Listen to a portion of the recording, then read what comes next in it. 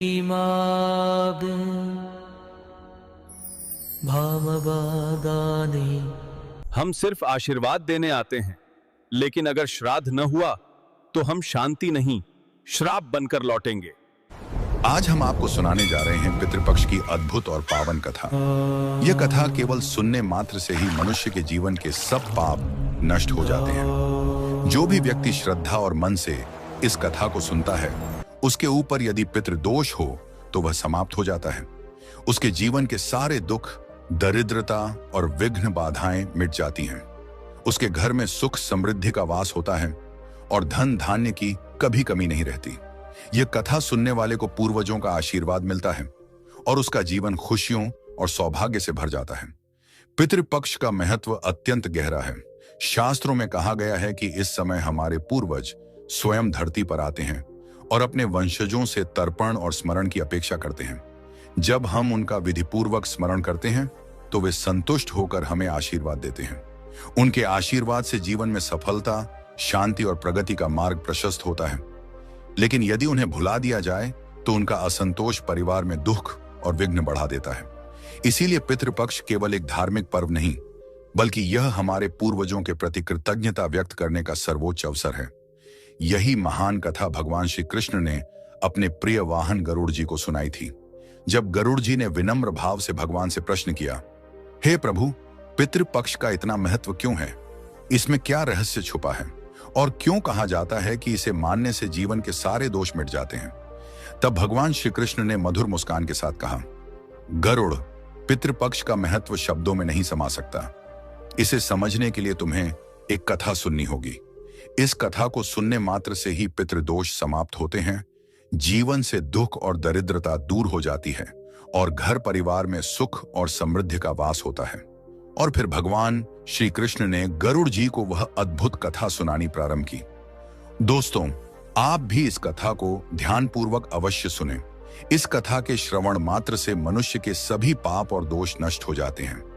पितृदोष से मुक्ति मिलती है, सभी कर्ज उतर जाते हैं और धन, धान्य तथा संपत्ति की प्राप्ति होती है। साथ ही सुंदर और गुणवान पत्नी का लाभ होता है। संतानहीन को संतान की प्राप्ति होती है। यह कथा अत्यंत महान है और विशेषकर पितृपक्ष में इसका श्रवण अवश्य करना चाहिए। इस कथा के सुनने से पितरदेव प्रसन्न होकर वरदान देते हैं। श्री कृष्ण कहते हैं, हे गरुड़, प्राचीन काल की बात है। रुचि नामक एक राजा थे। उन्होंने संसार के मोह माया को त्याग दिया और निर्भय होकर ब्रह्मचर्य का पालन करते हुए पृथ्वी पर विचरण करने लगे। वे संसार की सभी भोग विलास की वस्तुओं को छोड़ चुके थे। उन्होंने घर गृहस्थी से भी नाता तोड़ लिया था। वे केवल एक बार भोजन करते और अधिकतर वन में ही विचरण करते रहते थे।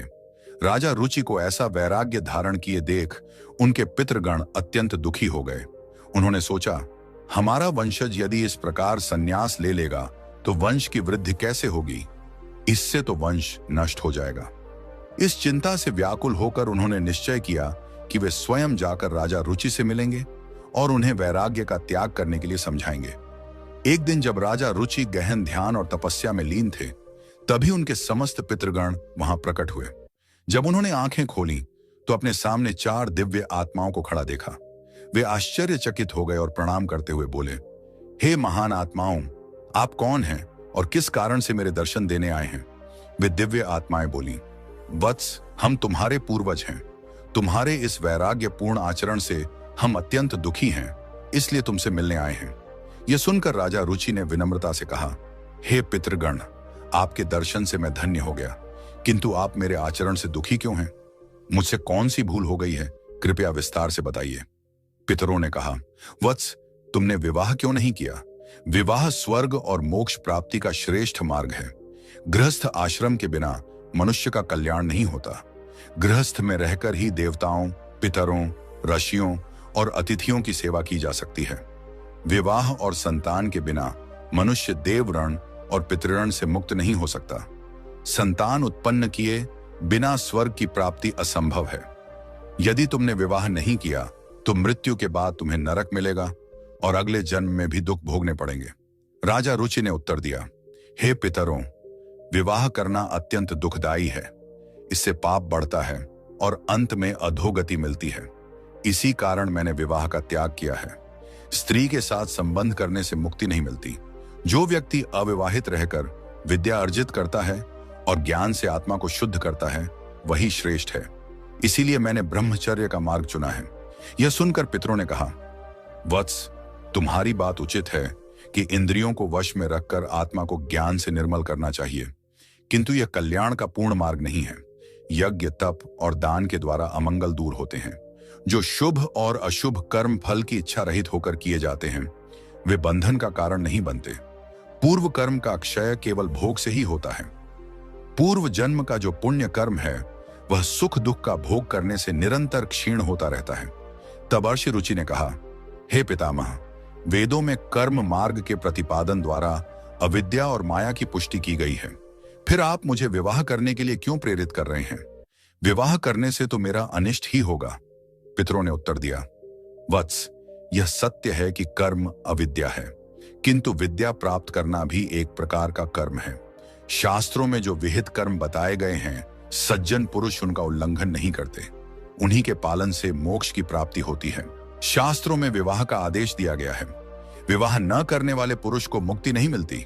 संतान के बिना मोक्ष संभव नहीं है। संतान के द्वारा किए गए श्राद्ध कर्म से ही पितरों की तृप्ति और पुरुष को मुक्ति मिलती है। इसलिए हे पुत्र, तुम विधि पूर्वक विवाह करो।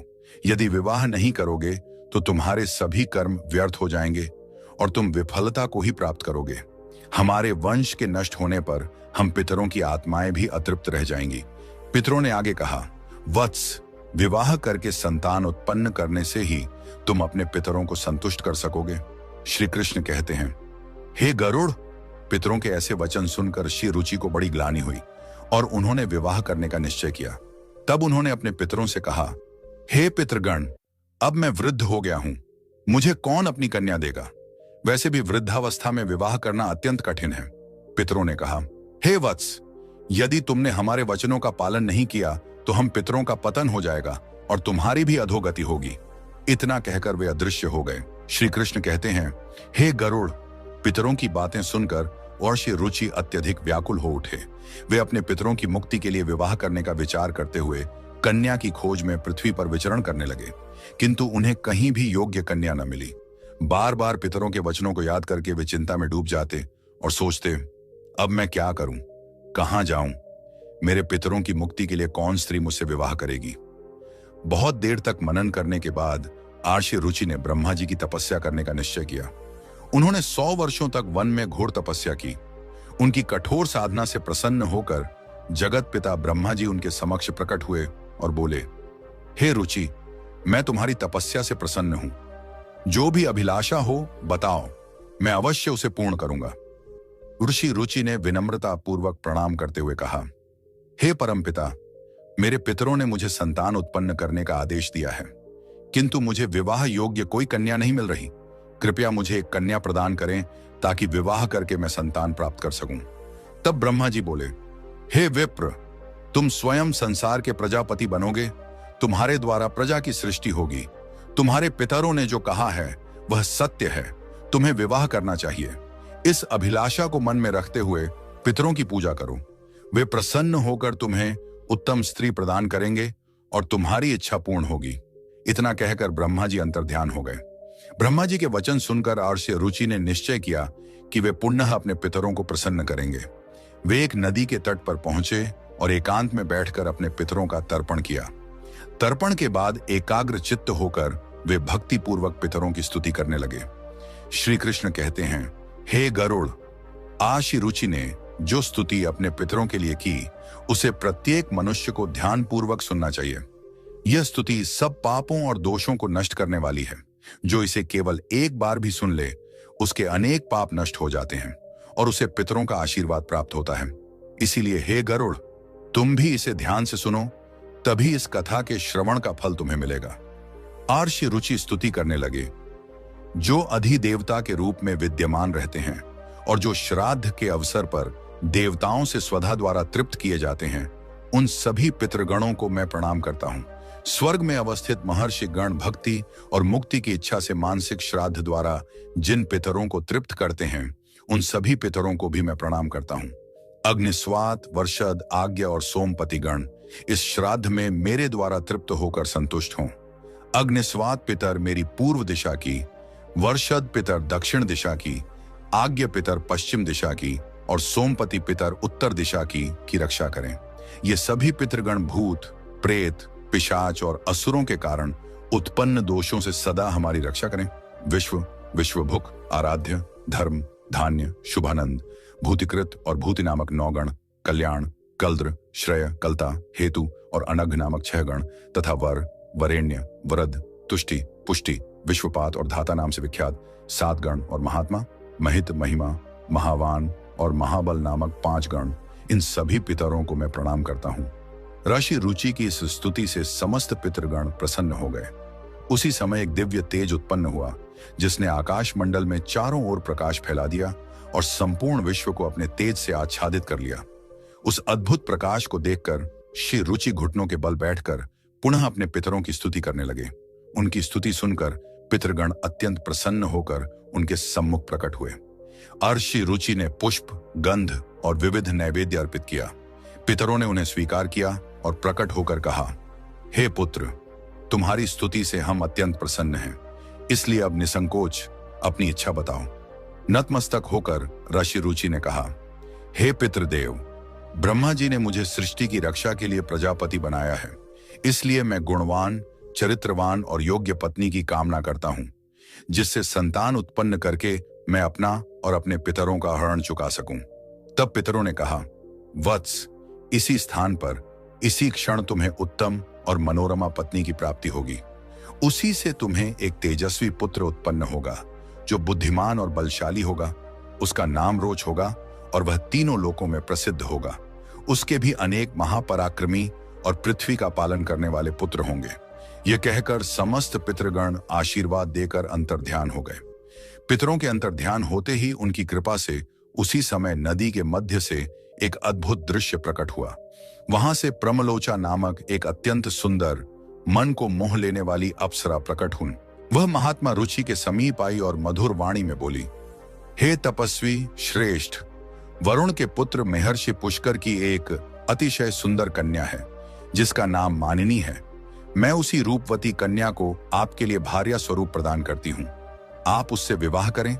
उस कन्या से आपको अतिशय बुद्धिमान पुत्र उत्पन्न होगा जिसका नाम मनु होगा। इसके बाद प्रजापति रुचि ने उस अप्सरा द्वारा प्रदत्त कन्या मानिनी से विधि पूर्वक विवाह किया। श्री कृष्ण कहते हैं, हे गरुड़, इस प्रकार आशी रुचि ने अपने पितरों को प्रसन्न करके योग्य पत्नी प्राप्त की और अपने वंश की वृद्धि की। इसके बाद भगवान श्री कृष्ण ने गरुड़ जी को पितरों को प्रसन्न करने के अनेक उपाय बताए। उन्होंने कहा कि ये उपाय मनुष्य के जीवन से पितृदोष को समाप्त करते हैं और पितरों की कृपा प्राप्त करने में सहायक होते हैं। श्री कृष्ण ने कहा, पितरों को प्रसन्न करने का सबसे पहला और मुख्य उपाय तर्पण है। तर्पण का अर्थ है पितरों को जल अर्पित करना। पितृपक्ष में पवित्र जल लेकर काले तिल, दूध और कुश के साथ पितरों का आह्वान करते हुए श्रद्धा से जल अर्पण करना चाहिए। तर्पण करते समय एयुएम पितृभ्यः स्वधा मंत्र का उच्चारण करने से पितर प्रसन्न होकर आशीर्वाद देते हैं। उन्होंने आगे कहा, श्राद्ध कर्म पितरों की तृप्ति के लिए अत्यंत आवश्यक है। इसमें पितरों के निमित्त सात्विक भोजन, फल और वस्त्र अर्पित किए जाते हैं। श्राद्ध करने वाले को ब्राह्मणों को भोजन कराना चाहिए और उन्हें वस्त्र व दक्षिणा देकर आशीर्वाद लेना चाहिए। श्राद्ध के दिन विशेष रूप से खीर, पूरी, सब्जी और अन्य सात्विक भोजन बनाकर पितरों को अर्पित करना चाहिए। तीसरा उपाय श्री कृष्ण ने बताया, गाय, ब्राह्मण और अन्य जीवों को भोजन कराना। विशेषकर गाय, कुत्ते और कौवे को भोजन देने से पितर तृप्त होते हैं। श्राद्ध के दिन गाय को रोटी और हरी घास तथा कौवे को चावल और खीर अर्पित करना विशेष शुभ माना जाता है। इससे पितरों की कृपा मिलती है और पितृ दोष का नाश होता है। फिर श्री कृष्ण ने कहा, पीपल और तुलसी के वृक्ष की पूजा करना भी पितरों को प्रसन्न करने का श्रेष्ठ उपाय है। पीपल का वृक्ष पितृगणों का निवास स्थान माना जाता है, जबकि तुलसी देवी लक्ष्मी का प्रतीक है।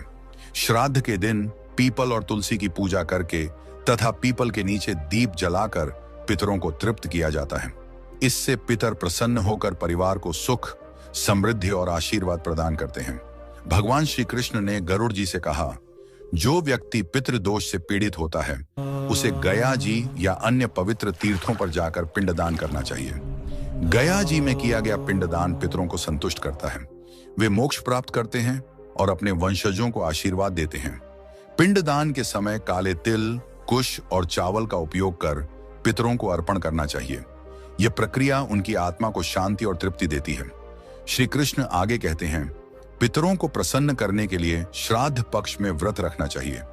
इस समय सात्विक आहार ग्रहण करना चाहिए और ब्रह्मचर्य का पालन करना चाहिए। श्राद्ध पक्ष में मांस, मदिरा और तामसिक आहार का सेवन नहीं करना चाहिए। व्रत के दौरान भगवान विष्णु, शिव और देवी लक्ष्मी की आराधना करनी चाहिए। इससे पितरों की आत्मा को शांति मिलती है और वे प्रसन्न होकर आशीर्वाद देते हैं। भगवान श्री कृष्ण ने बताया, पितरों को संतुष्ट करने का एक विशेष उपाय है अन्नदान और वस्त्रदान। गरीबों, ब्राह्मणों और साधुओं को भोजन और वस्त्र अर्पित करने से पितरों की आत्मा तृप्त होती है। श्राद्ध पक्ष में किया गया यह दान मनुष्य को अपार पुण्य देता है और पितृ दोष से मुक्ति दिलाता है। पितरों की कृपा से परिवार में सुख समृद्धि बनी रहती है। उन्होंने कहा, पवित्र नदियों, विशेषकर गंगा में स्नान करके पितरों के लिए जल अर्पित करना अत्यंत शुभ माना जाता है। गंगा जल पितरों की तृप्ति का सर्वोत्तम माध्यम है। इससे पितृ दोष समाप्त होता है और व्यक्ति के पाप धुल जाते हैं। गंगा स्नान से पितरों की आत्मा को शांति मिलती है और वे प्रसन्न होकर वंशजों को आशीर्वाद देते हैं। श्री कृष्ण ने यह भी बताया, पितरों को प्रसन्न करने के लिए सत्संग में सम्मिलित होना और पवित्र ग्रंथों का पाठ करना चाहिए। विशेष रूप से भगवत गीता का 11वां अध्याय पढ़ना अत्यंत लाभकारी है। इसके पाठ से पितरों की आत्मा को शांति मिलती है और वंशजों पर उनकी कृपा बनी रहती है। भगवान श्री कृष्ण ने अंत में कहा, जो भी व्यक्ति इन उपायों को श्रद्धा और विश्वास के साथ करता है उसे जीवन में सभी प्रकार के सुख और समृद्धि प्राप्त होते हैं। पितृदोष से मुक्ति मिलती है और परिवार में शांति बनी रहती है। हे गरुड़, जो इन उपायों का पालन करता है उसके पितर सदैव प्रसन्न रहते हैं। तो दोस्तों, इस प्रकार गरुड़ पुराण में पितृपक्ष की कथा और पितरों को प्रसन्न करने के उपायों का विस्तार से वर्णन मिलता है। यह कथा हमें सिखाती है कि पितरों की सेवा और तर्पण करना हर मनुष्य का परम कर्तव्य है। दोस्तों, उम्मीद है आपको यह कथा और जानकारी पसंद आई होगी। अगर अच्छी लगी हो तो इसे लाइक करें, परिवार और दोस्तों के साथ शेयर करें और ऐसी ही आध्यात्मिक जानकारियां पाने के लिए हमारे चैनल को सब्सक्राइब करना न भूलें। आपका धन्यवाद।